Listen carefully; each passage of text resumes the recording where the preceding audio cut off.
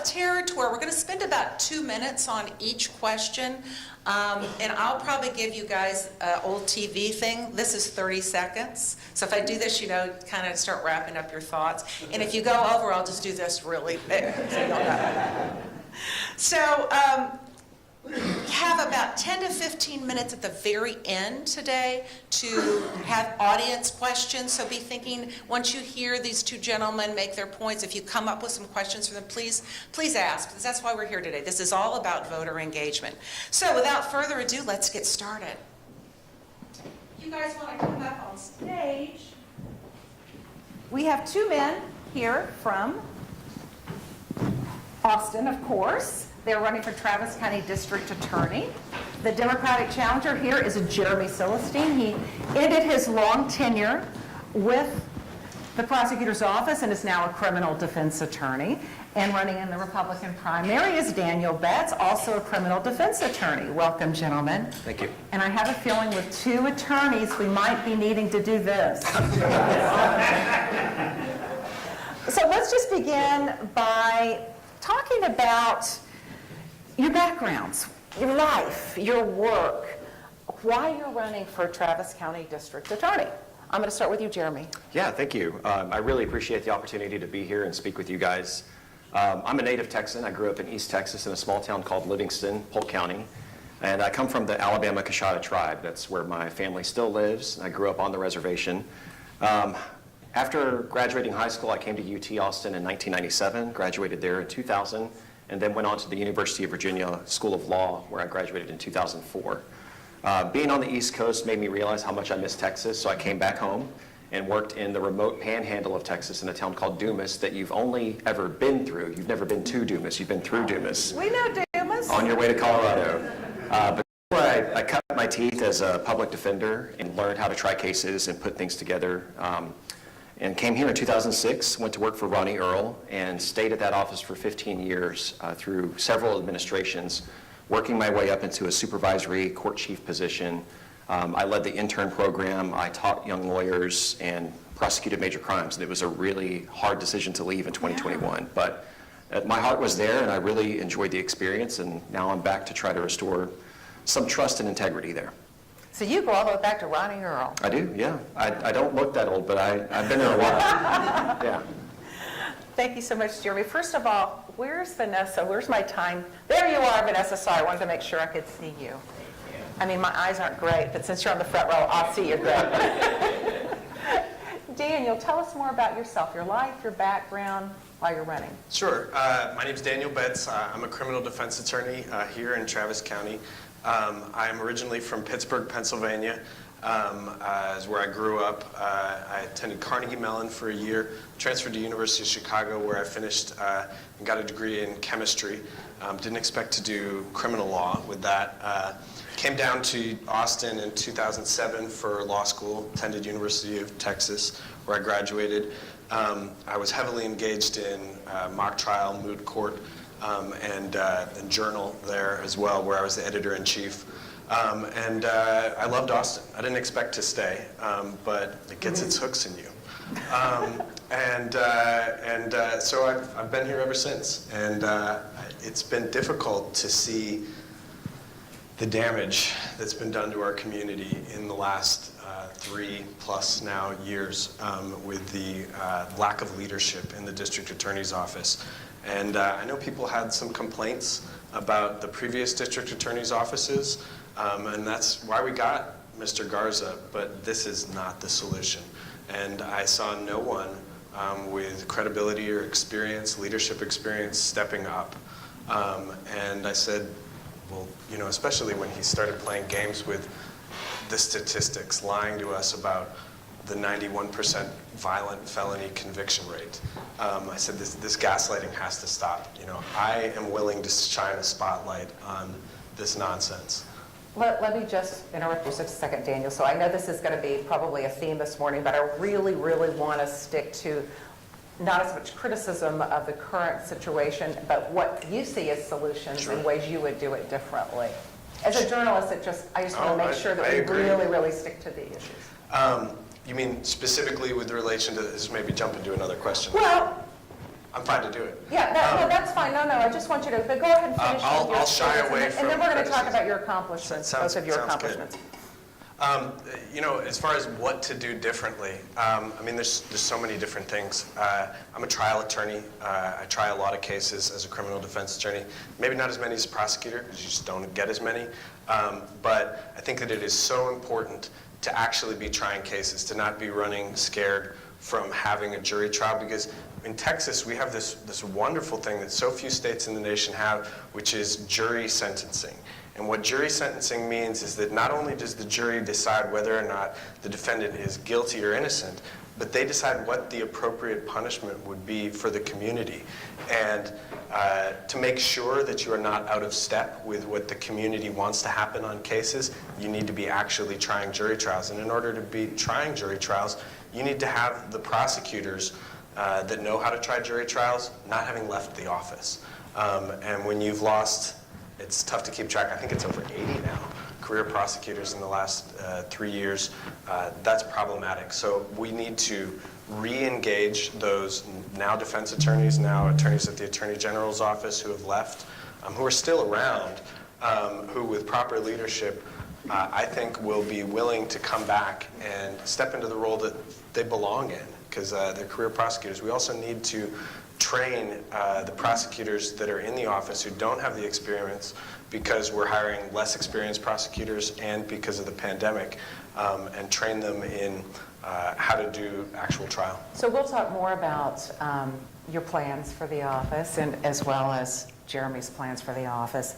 But keeping in mind, the 2-minute limit here, let's talk about accomplishments here. And since we started the last question with you, I'll start this one with you, Daniel. Tell us just your career highlights, the accomplishments you've made in your career that you feel make you the best qualified person to be Travis County District Attorney. Sure. I've always been drawn to leadership. I seem to have a knack for it. It's not something that I sought. But I've been the managing partner of my firm for 10 years now. I was editor-in-chief of the Intellectual Property Law Journal at University of Texas School of Law, where I managed an office of 60 people. I am an experienced trial attorney. My wife, who I've been with for 10 years now, can't remember the last time I've lost. I've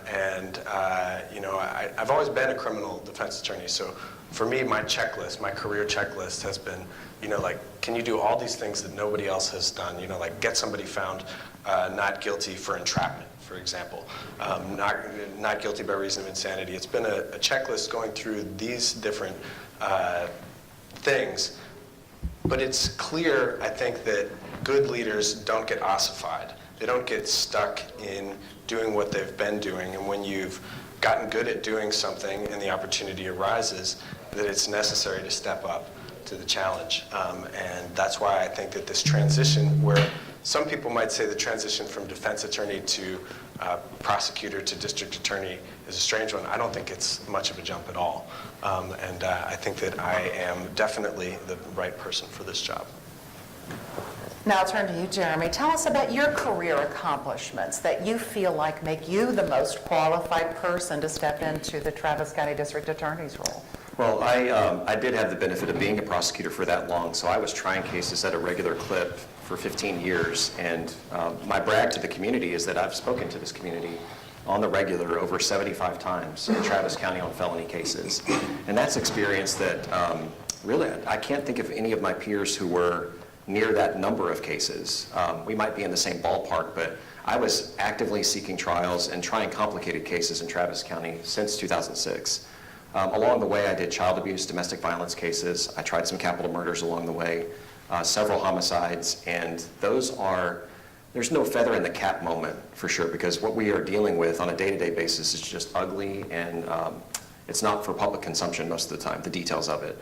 But I am proud that I was able to stand up for people who had been victims of violent crime, survivors of violent crime, and give them a voice in the process, because it's easy to get tossed out of the system. It's easy to get overlooked, and that shouldn't happen. So in terms of accomplishments, those are the professional. I was recently appointed as chief appellate tribal judge for my tribe, which was a big deal because I I'm only here because my tribe allowed me to be here. They made a lot of things possible for me. So to come back and serve in that role is a really big deal for me.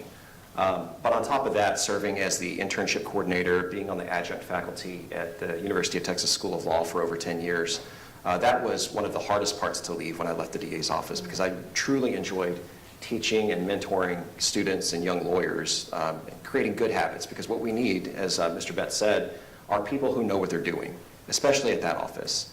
You can't have people who are learning the wrong way to do things. And if we are putting the right people in place, training them up correctly, we're going to see those numbers increase, and we're going to see a better product out of the DA's office. Final accomplishment, the thing I'm most proud of, being married to my wife for 16 years tomorrow, and then my 3 girls. Thank you, thank you. And then my 3 girls. That's my favorite job. Well, so you both are not strangers to the courtroom. We know that both of you have many, many hours that you've put in time as litigators and prosecutors. So, okay, so here's my next question for you guys. And I'll start with you, Jeremy. What policy changes would you make that would differentiate yourself from past DAs once you take office? And I'd also like to know how you would specifically implement those changes. There's a Your lot. former boss, Margaret Morris, here in the audience. Yeah, and she's right there. Welcome, Margaret. There's a lot to choose from, so it's hard to focus on just one. But I will say that what I have seen out of the DA's office over the past 3 years is a movement toward leniency where leniency isn't due. And where I pick at is specifically violent crime. I think that there has been an assumption that prison is not an appropriate sentence in certain kinds of cases, that we're going to veer away from that. And I understand the push. Prison is not a great place to be. No one likes to be there. Certainly, I'm trying right now to defend my clients from going there in many cases. But at the same time, what the community has told us through my experience over that 15 years in the office is that that is what they want in certain cases. And what I've seen out of the administration that has led me to run is a movement away from that. I think that we now have an office that believes it knows better than the community and is afraid to take it to jury trial and get that perspective. And in my opinion, I think that we have to move toward more jury trials, more jury input, because without that input, the system fails. The whole backbone of the criminal justice system is the idea that citizens get to speak into it and make their voice known. And we really don't have that connection point anywhere else aside from voting and serving in the military. So that is where we have true input into the system, and I think that we can do that again. It's not something that we have to give up on, and we can be smart about it. When you train people the right way, when you let them know that it's okay to go in and give it your best shot, that's going to be enough for the community, because survivors of abuse and violent crime want to know that they have an advocate. It's not that name on the other side of the lawsuit. It's state of Texas versus defendant. But in the middle of that is a victim and a survivor, and what they want to hear is that someone believes in them and is willing to go forward with their case. Daniel, I'm going to ask you the same question, but for first, Vanessa, I think the cards are backwards. They are, this is 30 seconds and this is stop. Okay, I'm just, there you go. I can see it now. But you Great. don't want to see what's on the back of this. Okay, I see what you're saying. All right, so yellow means 30 seconds, orange means stop. I can memorize that. I got that now. I'm a fast learner. Daniel, let's talk about this question again. Policy changes that you would make to differentiate yourself from the current DA, and specifically, how would you implement those changes? Sure. So I think you're going to see a trend between Jeremy's and my answers, and there's not going to be a lot of daylight between our answers. So I say that I agree with Jeremy and everything that he said. Violent crime needs to be prosecuted seriously, and that means not before you know the facts of the case, taking prison off the table. Prison needs to be one of the tools that we have in our repertoire. There are other tools that we need to re-examine as well. I think that as odious as it is to talk about, the capital punishment needs to be on the table for certain crimes. Not many, but it needs to be. And the reason is that not even that it acts as a deterrent anymore, because it's so infrequently imposed, but there are some crimes that are just so fundamentally disruptive to our community that it demands that that response be part of the conversation. You know, the Shane James killing, where he killed 6 people from here to Bexar County and shot a peace officer and a bicyclist, that needs to be in the conversation. You know, I'm blanking on the name of the TCSO deputy who serially molested his 16-year-old stepdaughter, and then while he was out on one of Mr. Garza's bonds, he shot and killed her two parents, and Her in the Arboretum area. yes. Yeah. If we're going to talk about holding police officers accountable, when we give them so much power and authority, in cases like that, it needs to be part of the conversation. So, and with respect to drugs, I don't think that cannabis is a problem, and it's really upsetting to see Ken Paxton, you know, miss the point, you know, with respect to the war on drugs. But whatever you think about the war on drugs, it has brought us to the point where fentanyl is everywhere on our streets, where methamphetamine is everywhere.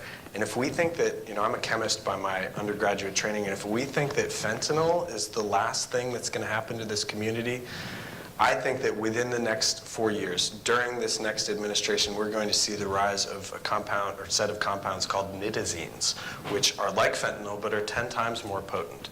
And it's going to make fentanyl look like the old days. I also think, that asset forfeiture, is this maybe something that differentiates Jeremy and me? Certainly civil asset forfeiture has to go. It undermines confidence in the police. And I think that asset forfeiture generally undermines confidence in the police and can be dangerous to the community. I'm going to stay with you, Daniel, for the next question, and then you may segue into some things you've already talked about. But like so many metropolitan areas, Travis County has just experienced some public safety challenges since the pandemic in 2020. What do you see as the most pressing public safety challenges in our community? And please give us specifics on how you'd address those challenges as district attorney. So pressing public safety issues, how you would address them as DA. So I talked about methamphetamine and fentanyl, and I do think that those are pressing, very pressing issues. You know, our young people who are not even intending to use those substances or anywhere near them are dying all over the place as a result of it. That is something where there is, you know, people oftentimes don't want to be concerned about murder because they think that murder is bad people killing other bad people. But that is not the case when we're talking about fentanyl and methamphetamine and associated drugs. We need to, however, address the root causes of that, of drug addiction, mental health, mental illness, and associated homelessness. And oftentimes that comes down to serious childhood trauma. And so we need to recognize those instances. With respect to public safety, the response needs to be one of two different things, and you need to make sure you're not using the wrong response in the wrong situation. There are violent criminals who are preying on members of our community, and they need to be dealt with as harshly as the law allows, with serious prison sentences. And if they're not willing to accept responsibility for what they've done, we don't have any problem trying the cases and having the community say what is necessary. And compassion, on the other hand, for those people where we can identify that what's really going on here is mental health, serious childhood trauma that maybe can't be undone in the course of a criminal case, but where we can try to help them get the resources that are out here in our community so that they can start to undo that trauma, so that they can start to own it and not continue to be comfortable victimizing other people because they've been victimized themselves. So I think that, you know, violent crime, drug use, but also, you know, one thing that we haven't seen prosecuted much at all recently is property crime. Property crime affects all of us. It affects us in terms of safety on the streets, you know, coming down to 6th Street. I don't come down here anymore. It affects us in terms of property values and corporate investment, and that's a self-reinforcing cycle that we need to arrest. I'm going to ask you the same question, Jeremy. I'll go over it again, but I think you know that, you know, policy changes, the public safety issues in our community that you see front and center, and specifics on how you would address those challenges as district attorney. So I see a few areas that need highlighting. Number one, mental health. I think that the criminal justice system has become a catch-all for people suffering from mental health issues. And I was here a couple of weeks ago when the Alliance put on a forum for the Mental Health Diversion Center. And I think that's such an important piece. We're relying on our police officers and those structures to become mental health social workers more often than they should. And it distracts them from doing the real job of investigating cases and making sure that we're safe day to day as we move throughout Austin and Travis County. So we've got to renew the focus there and bring in more non-governmental partners to come alongside and make sure that the proper resources are being given to the people who need them the most. The jail cannot be the reservoir for people who are suffering from mental health issues, and we just decide that that's okay. So we need to do something about that in a real way that isn't just talk. Right now there's a lot of talk about it, not a lot of action. And I think it's the county's responsibility to come in, and the city, to come in and do something about that. But specifically when it comes to domestic violence and child abuse cases, that's kind of where I'm most motivated. I see a real opportunity there to give voice back to victims and survivors of those specific kinds of abuse. And the stories that I'm telling through my campaign are those people. We have found people who've come to us and said, this is what happened to me when I took my case through the system and I felt disrespected and left out and betrayed. And that's a real experience that doesn't have to happen.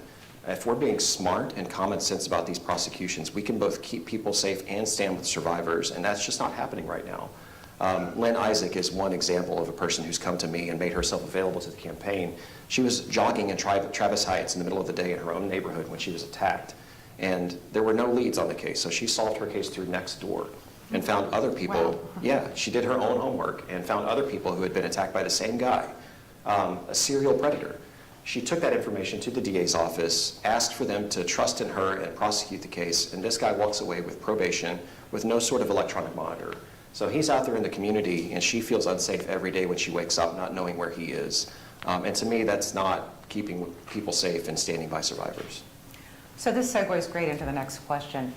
What role does the DA's office play in improving public safety? And how do you think the DA should really work with the community to solve these issues, especially communities impacted by the crime? Yeah. Well, the DA in Travis County is the top law enforcement presence in the county. All felony decisions are going to go through that office, and that's important because the tone matters. The policies matter. And if the tone and policy are wrong, then the entire system suffers. And we've seen the cascading effects of that both throughout the county in terms of community safety and its impact on law enforcement partners. It's not a popular talking point, but APD is down over 300 officers right now. And some of that is going to be natural attrition, but a lot of it is the tone that has been set by the DA and his idea that he needs to politically prosecute officers. I have a big problem with the fact that there were so many indictments that were brought as a political promise and then later dismissed with no real explanation. So that has to change, and I think that that's not a hard thing to do, to back up what you're going to say and stand by the rule of law and common sense. On the other side of things, how the DA affects the community is with transparency. The fact that there is some reporting, good reporting, on misleading statistics and trying to inflate numbers on how many successful prosecutions and convictions there have been, that doesn't need to be the case. These are easy things to know, and what I would propose is that we just make it known all the time. This is what is happening in the courtroom through the DA's office, and the public should have no question that the DA is doing his job. How would you get that message, though, to the public? I think we collect that data daily and put it up on the website and make sure that people know that this is what's happening in those cases so that you can just go there and see. It should not be hard to find. It shouldn't take a public information request to get that information out into the public and to the community. Daniel asked you the same question about the DA's role in improving public safety and specifically what you do to work with the community at large to solve these issues. Sure. I, of course, again, agree with a lot of things that Jeremy said. I think that transparency is key. I think that having, what I said earlier, having jury trials, engaging the public on that side. And, you know, as a defense attorney, I don't get the luxury of picking cases that I am always going to win. Most of my cases I should lose. Too often I see the district attorney being afraid to lose. And we need to be willing as members, well, as the district attorney needs to be willing to take up the case of victims and try cases that they may lose. That actually brings public confidence, I think, to know that even if it's a difficult case, because sexual assault cases are almost always difficult cases. So we need to be willing to try those. The role that the DA plays in public safety, when I started practicing, we had consistently over 60,000 arrests a year. And it's not to say that arrests are a perfect rubric for how we're handling public safety, but now for the last 5 years now, even going back before the pandemic, it's been down to around 30,000. And I think that the reasons for that are not because we've gotten smaller as a city, not because crime has gone down, but because community investment all up the chain is missing. I think when my car gets broken into multiple times, and I know that if I call APD, they're not even going to be able to send somebody out to take fingerprints, just that, so that in the future, if that person burgles another car and is caught, we can tie it all up.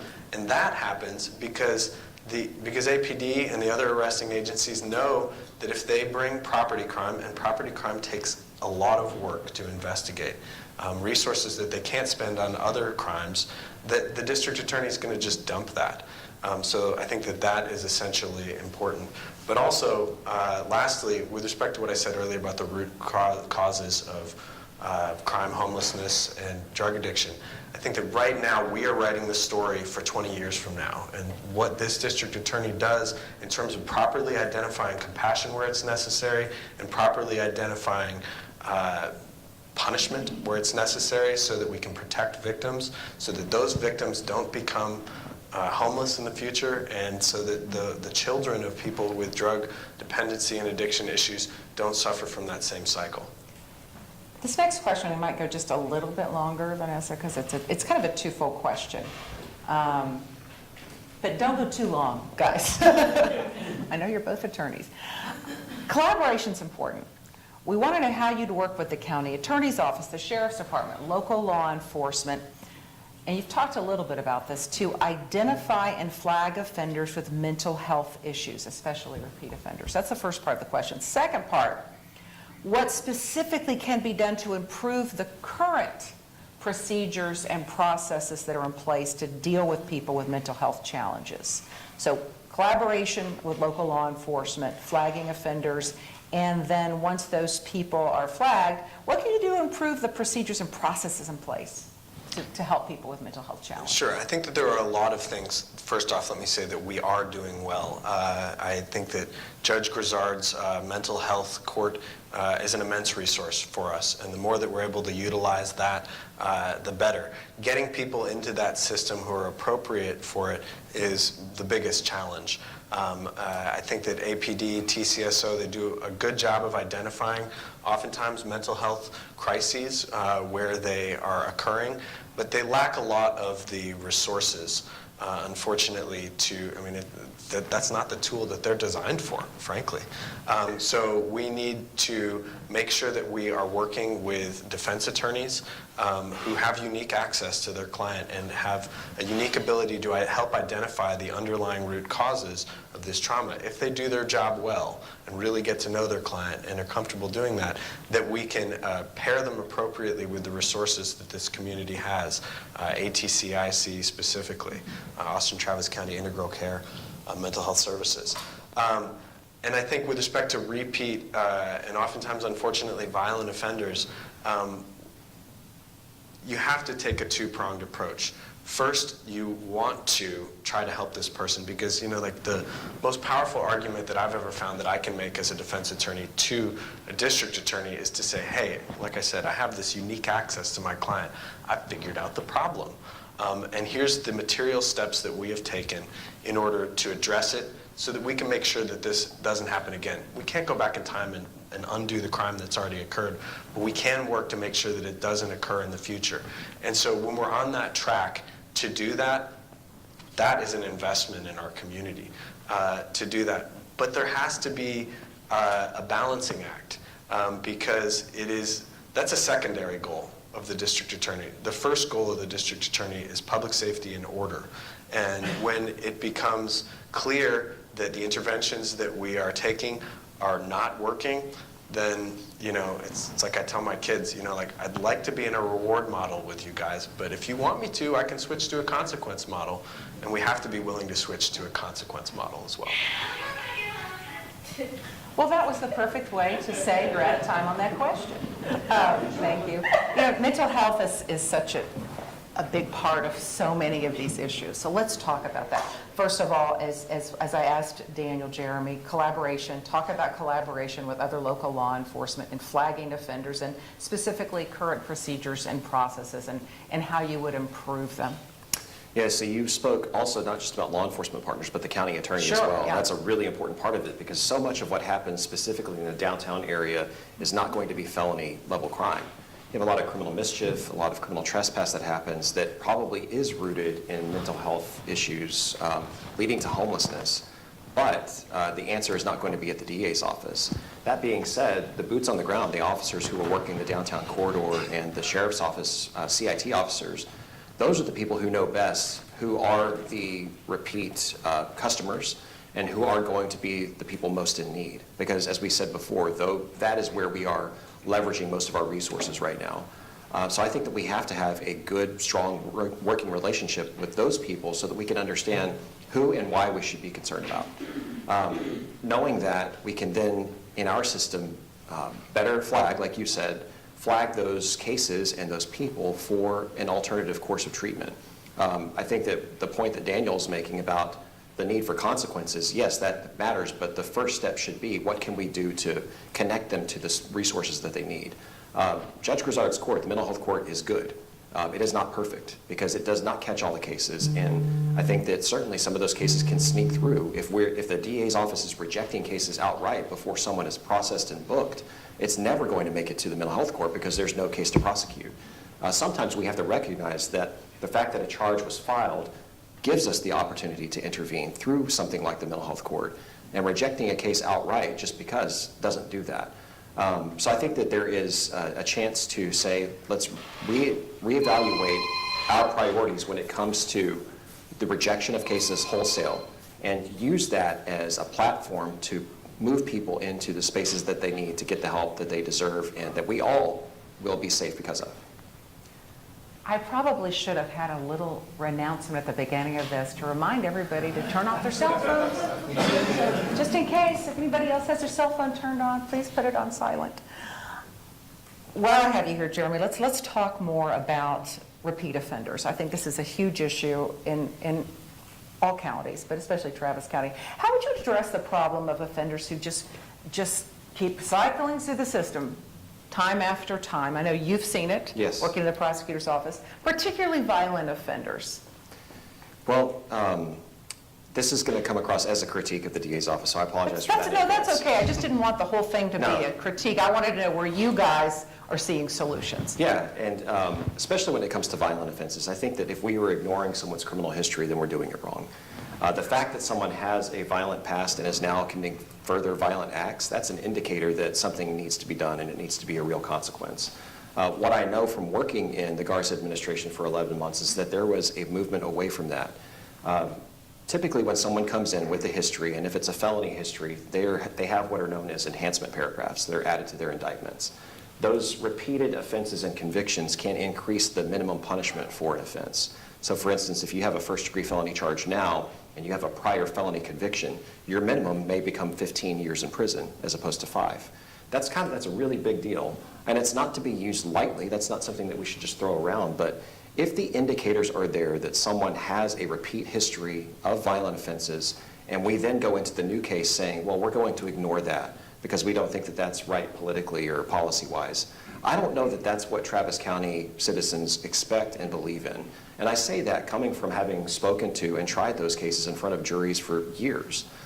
Those things matter to people, and especially when you see that someone has repeated the same offense that they are currently charged with. I don't know how we can justifiably say that that's the right consequence, to ignore that previous episode in light of the new case. And that's happened quite a bit. There's one example in particular where a lady was in a long-term relationship with her boyfriend, and his prior offense was assault by strangulation. So in another situation with another woman, he had tried to strangle her and been convicted and sent to the penitentiary.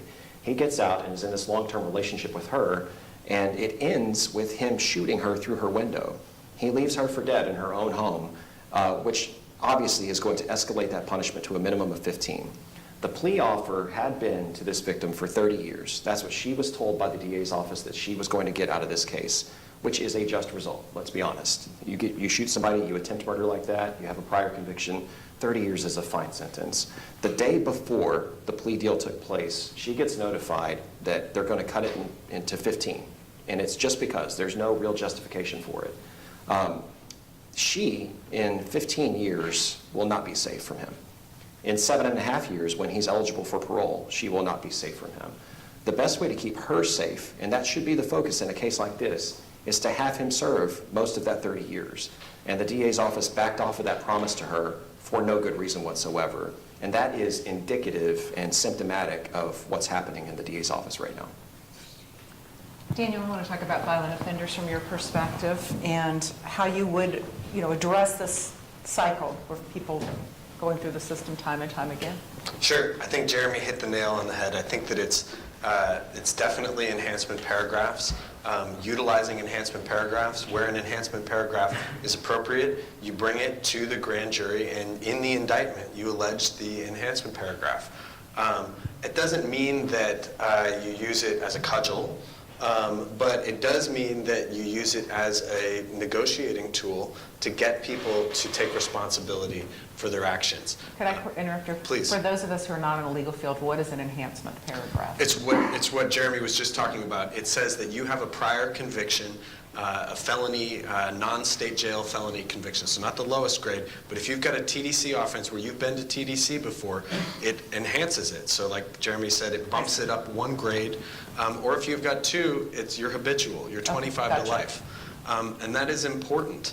It's important that you use it, like I said, for negotiating purposes, so that you don't have to waste resources on jury trials, because if we're going to be trying a lot of cases, we would like those cases where it's a clear-cut case. We want to take the decision out of the defendant's hands and say, look, you're habitual, you're 25 to life, you need to take responsibility for this violent crime. We're willing to give you 15, because if you go to jury and you get found not guilty, the jury can't give you less than 25. And so it can be used in that way. Another precept of prosecution that I used to think was just the way that it was when I started as criminal defense is that when you get a previous sentence, especially for a violent offender, I'm all for people having paid their debt to society. If you're convicted, you go do your time, and you come out and you don't reoffend, well, then that's great. I would like you to be fully integrated back into society. But when you prove that that sentence prior was not sufficient, we need to ramp it up. We need to have the punishment be more severe, additional time in prison over what happened originally. And you could say it's punishment, but it's also just protecting the community.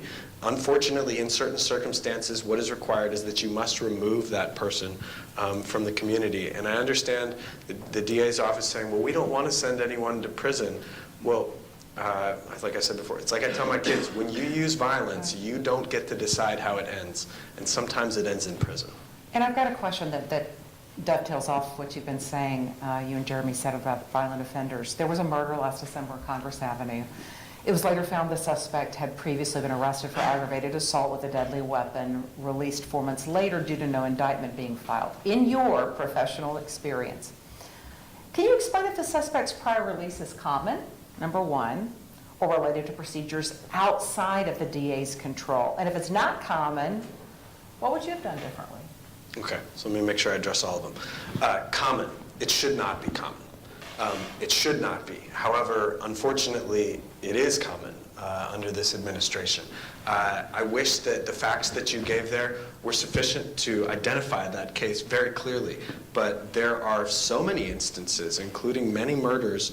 We've watched the murder rate jump 100%, and in 1 year it was 200%.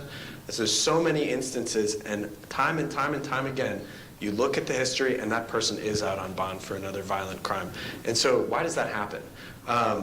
There are instances where you need more time to indict a case, more time than 4 months. Most of the time, it's in where you're waiting for a lab result or something like that. But the law does allow for you to show good cause why you haven't been able to indict. And you have to have the case fully indicted within 6 months, and you have to be ready for trial within 90 days.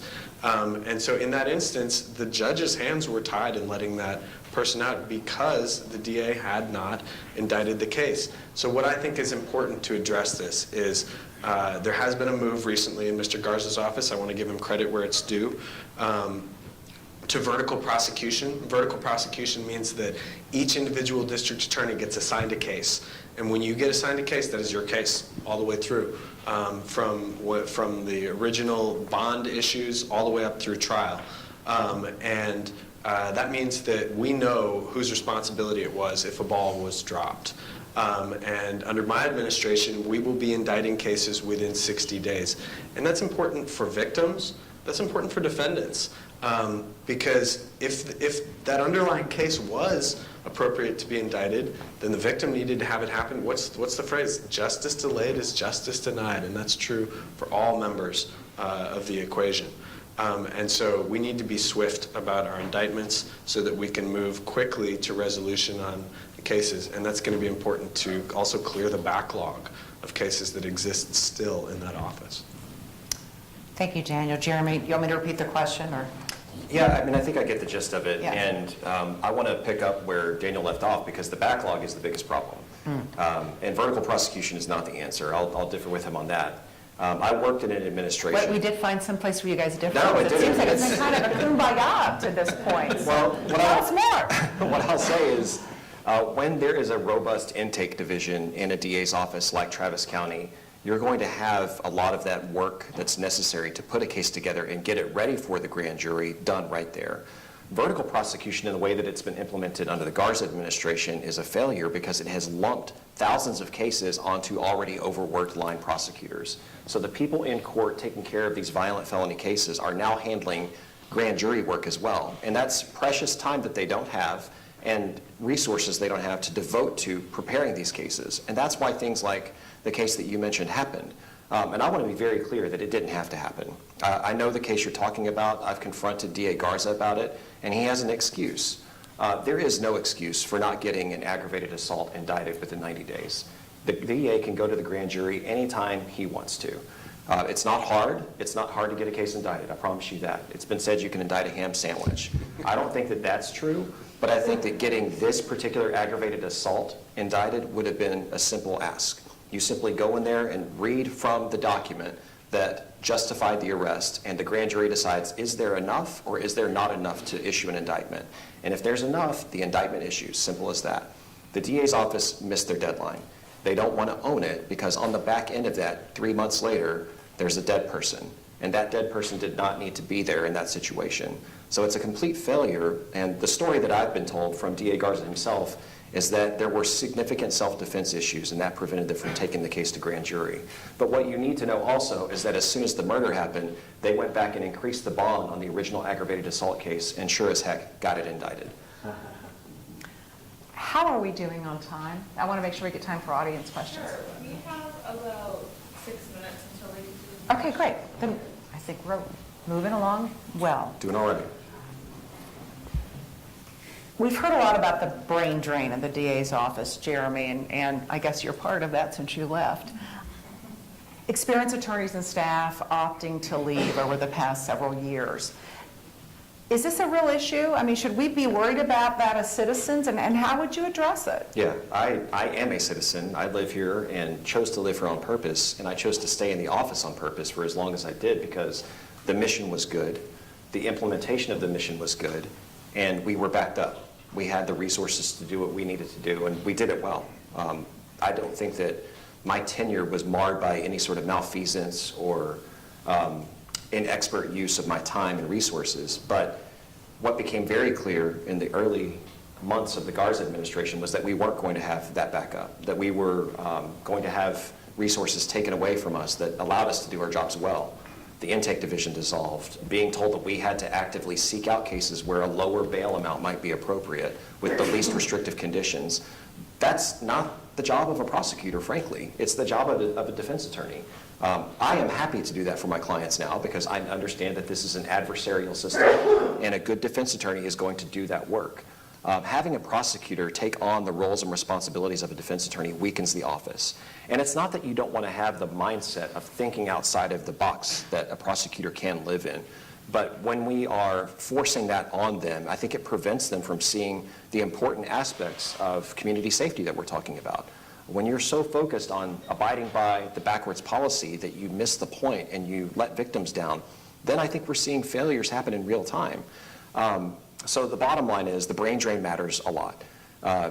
When you have the experience level that you did at the DA's office walk away, there is an immediate void and vacuum that has to be filled. And Garza has filled it with people who don't have the experience to do it. They're good people. We see them every day in the courthouse, and they're fine citizens and probably voters, but at the end of the day, they're missing deadlines. They're making plea recommendations that are frankly illegal because they don't know the law. And when you walk the expertise out of the office like he did, the whole county suffers. So this is not a good position to be in, and it's not going to get better anytime soon. So Daniel, Jeremy saw this from an insider's perspective. I mean, he worked in the office and saw friends and colleagues leave, and he himself left. You have a little bit probably different perspective on how this has impacted your work, or just as a voter and citizen. What do you think about the brain drain and that critics have called it at least, and how that's impacting the work at the DA's office? Some of the experienced people have walked out the door. Sure. I think that even though voters may see public safety, it's tied up in it. And I think that the brain drain is the single most important issue in this election. I think that everything that Jeremy said is right. Like, we have an adversarial system, and it works best from both sides when those two sides lean hard against each other, and then we can approximate justice by virtue of that. But when people's roles are confused, when they don't have experienced mentors who are teaching them the law, like Jeremy said, and how to implement it, there are failures everywhere. I never want to be seen to be pointing a finger at the district attorneys, the brave district attorneys who have stayed in that office despite deficit in leadership, because I think they're doing a very difficult job and they need our support. But they need more support than they're getting. We need to bring back those mentors, those people with the actual experience. We need to be training them. One thing I didn't mention about my experience, I'm a former mock trial coach for UT Law. We need to be doing things like that, mock trials, training them in low stakes situations where we can say, hey, this is how you should be making an objection. This is how you should be handling a piece of evidence, so that they understand the full process and are not just, because I was not ready to be a district attorney when I left law school. And they're being put in an impossible position when we're hiring people directly out of law school. It used to be you needed 5 years experience before, and I think that was appropriate. It's going to be an immense task to fix this. And it's not going to look perfect on day one by any means. And it's going to take a multifaceted approach where we're doing both of those things, training the ones who are there and bringing back the ones who have left. If Mr. Silverstein doesn't make it through the primary, I hope that he joins me if I'm successful. We'll talk more about that. This question, I think, is very key to a lot of people's concerns in this room today.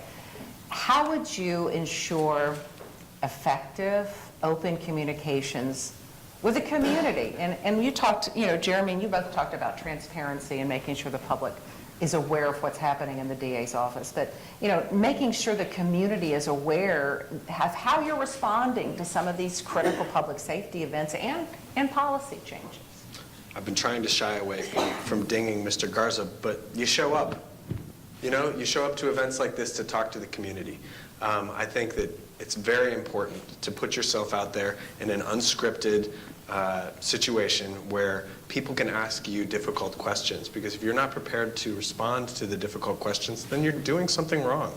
And so in my administration, I intend to do a once-monthly town hall meeting that will rotate around Travis County, where people can come and ask me directly difficult questions. I think another thing with respect to transparency that's key is we're going to be having a lot more trials. And in those trials, especially, but really specifically those ones involving a victim, I think it's key that we buy the transcript of the trial and we publish it. on our website for the public to see, so that they can see the good with the bad, the places where we fell down on the job as much as where we were successful, because those are the types of things where we will have to hold ourselves accountable and the community will hold us accountable, because they're the ones that we're ultimately asking for those sentences. Same question, Jeremy. Open and effective communication with stakeholders and community members about what's going on in the DA's office and public safety issues. Yeah, I mean, say what you will about this being an elected official that's partisan, but at the end of the day, the whole point of this is that the DA has his homework graded. And that is something that I think is really important for the community to be able to see that in real time. So as I mentioned before, I think having the data on the website available day to day just to see what's happening in court, because so many things happen in court that you guys don't know about. 90% plus of cases are going to get played out in some way. That's going to continue to happen. The focus needs to be, though, on the violent crime and those specific kinds of cases that are of grave concern that make headlines, frankly. When those things happen, we should be in front of it, and we should be making the data and information available in a way that is easily digestible and that we're not running from. So the idea of a town hall is nice, but making myself available to the press on a regular basis to talk about the specifics of a case and not just celebrating the idea that a jury trial happened at all. When you get on the DA's office Facebook page right now, what you'll see is we acknowledge that a trial happened, we acknowledge that there was a verdict reached, but there's absolutely no mention of the sentence that a jury gave. And I think that's shying away from a really important detail. That is the community telling this office what we thought of this case. And that's important for the community to hear, because again, if we don't have a functional and transparent jury system, then the whole thing falls apart. The whole root of this is the premise is that the community gets to speak into the system and have its voice heard in a way that defines justice in Travis County. And without that input, without that knowledge in the community and reflecting it back out to people who aren't paying attention as closely as we are, I think that we're dropping the ball and missing an opportunity. Final question before we turn to all of you. And that is the most important message you want Travis County voters to know about you as a candidate. And I'm going to add something. This has been such a, I've done a lot of candidate forums. You guys seem to be on the same plane. Give us some differences. It's like, I know you're running in the Democratic primary, you're running in the Republican primary, so people in the room will not be voting for both between each of you on March 5th, or if they early vote. But give us some differences that you see as well.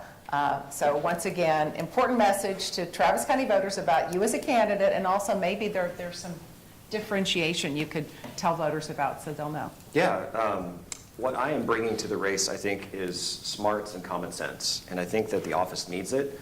I don't think that we're looking for someone who is so far out there politically that they're missing the point of the job, and that is to see that justice is done in Travis County. And the uniqueness that I bring to it is my 15 years of doing the job itself. So having been inside and knowing how the parts function together, knowing what it takes to put a case together in a successful way, and to actually have tried it over 75 times in front of Travis County juries. All respect to Mr. Betts, I don't think he has those numbers, and I know that Jose Garza doesn't. So that's the biggest differentiator, is that I've done the job, I've seen it up close and personal, and I've proven myself both to the community and to the law enforcement partners that make this up. But aside from that, what I want people to hear more than anything else, I ran in the Democratic primary on purpose, and that's because I have been a lifelong Democratic voter.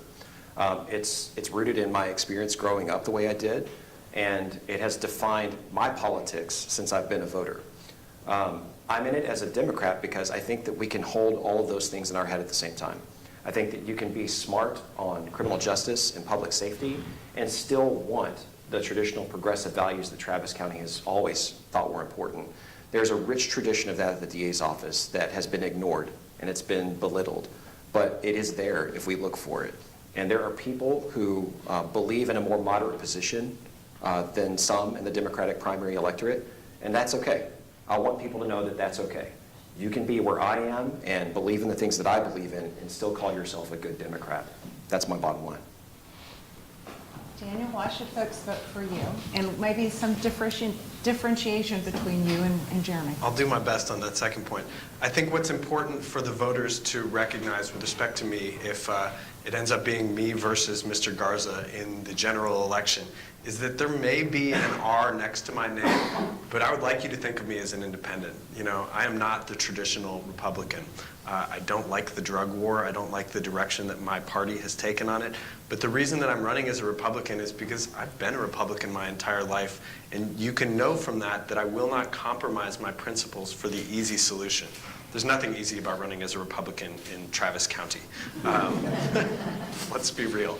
But I think that, I'll get to the lack of commonality, but I think that Mr. Garza represents the 5% of the vocal minority, the 5% who want abolition of the police. They want abolition of the prisons, and they want abolition of really the prosecutor's office.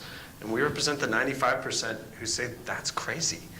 There was a moment 4 years ago when I think a lot of us thought maybe we need a different set of ideas. Maybe we need a different approach from administration to continuation to administration to administration. And that's what Jeremy represents. He represents a continuation of Ronnie Earl, of Rosemary Lemberg, of Margaret Moore. And I represent a break from that. And there was a moment when we also said in a lot of places, maybe it would be good to have a defense attorney who would know the buttons to push from the other side, who would know the things, because I know the things that I really hope the prosecutor is not aware of this law, that they can use it against my clients. And I'll have the ability and the tools to be able to do that. I represent a different approach, and I hope you're able to take a look at me apart from that letter. It's your turn now to ask questions. So I'm going to just make this very informal. Raise your hand if you have a question. And please, if it's for both candidates, say both candidates. If it's for one or the other, just address those questions to the individual candidate. So who has a question? Yes? You had indicated in your interview last week that you were urging your Republican friends to vote in the primary. Could you expand on that? Absolutely. To vote in the Democratic primary. Yes, absolutely. Good question. I think that I don't want to feed into narratives that Jeremy is a stealth Republican, because I don't think that that's the case. And I know that you can tell from what's been happening with respect to the open letter that Mr. Garza and his associates gave, that they're concerned about Mr. Celestine winning. And I know that my campaign is a long shot. You know, there have been 2 times in the course of Travis County politics where a Republican has won a countywide election since Reconstruction. And so I recognize that. What is most important to me is to not see our community. We can't afford another 4 years of Mr. Garza's policies, and we won't be able to rebuild the office. So I think that it is so important. It would be tougher for me to run against Mr. Celestine. As you can hear, I don't have very much bad to say about him. We have a few differences. But it would be much easier for me to juxtapose myself with Mr. Garza. But I think that it is so important for this community that we have a change in that office. And it's important enough to set aside politics. And I think it would just be a wonderful thing if Mr. Celestine won in the primary, and then we had a political campaign for a year that was not a zero-sum game. That would be so refreshing. And so, yes, I can't vote in the Democrat primary, or I'll be removed from the ballot as a Republican. But my Republican friends, the members of the community who typically vote Republican, they are getting out there and voting for Mr. Celestine, and that's because he represents our community's values as a whole. Who else has a question? Yes? Can you talk about, for both candidates, can you talk about the way you would approach your relationship with the police department? Yeah, I guess it's my turn to lead with that. Yes. So what I bring to that relationship in particular, you're talking about AP, I guess. Okay. 15 years of doing the work and participating in investigations and trials, that doesn't just mean nothing. So when I walk into a conversation or a meeting with people from APD, they know what I'm about. And it's not a free pass, it's not a rubber stamp. In fact, what you would find out from some of the people in higher positions now is that I was pretty hard on their cases. Because what I know is that Travis County juries demanded near perfection when it came to the presentation of evidence. And if we brought them something less than that, then we were likely to walk away with a not guilty. And that's happened only a few times in my career, but enough that I learned from it. And when I walk into those conversations with my APD partners, I let them know that my expectations are high because Travis County's expectations are high. So one thing is they know that I will demand that, but they also know that I'm going to give them my all when it comes to helping them put the case in a better position. I'm not going to just walk away and say that this relationship is fractured, to hell with it.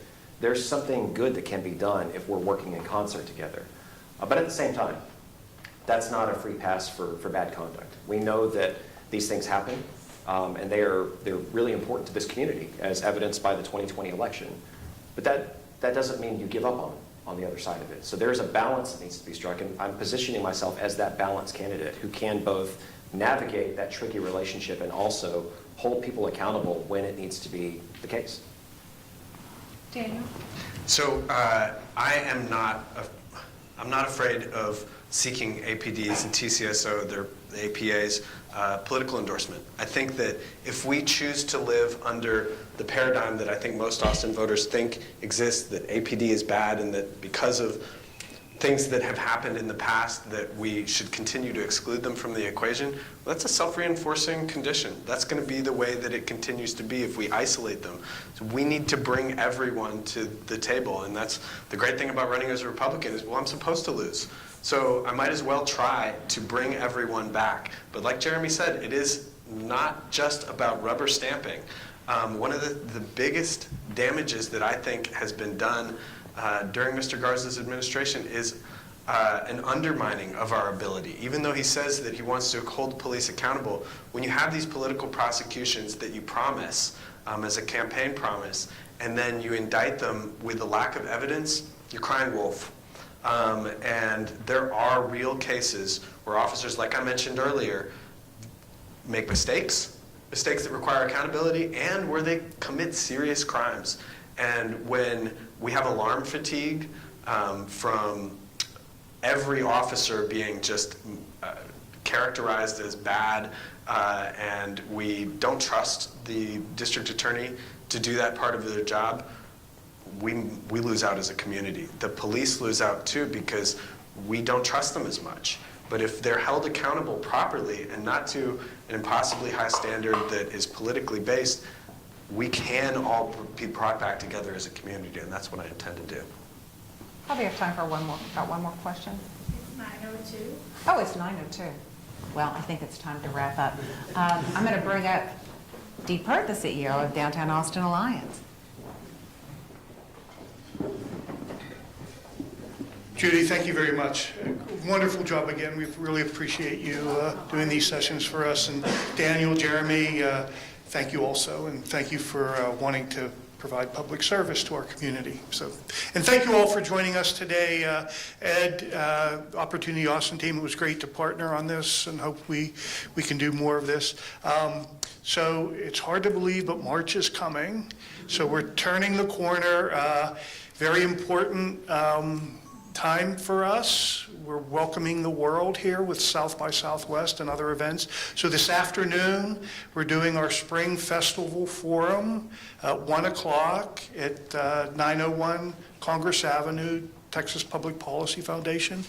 If you want to learn about what's going to be happening in March, preparing for South by Southwest, the Moon Tower Comedy Festival, CMT Music Awards are coming back, so you will learn all the details, as I said, as we prepare for welcoming the world to Austin, and especially for downtown. So thank you again for being here. Candidates, I think we have media coverage here that may want to do interviews with you afterwards, so if you could stay with us. And just a reminder to mark your calendars, May 15th is our Future of Downtown event, ACL Live at the Moody Theater. Be watching out for invitations to that. So thank you all for being here.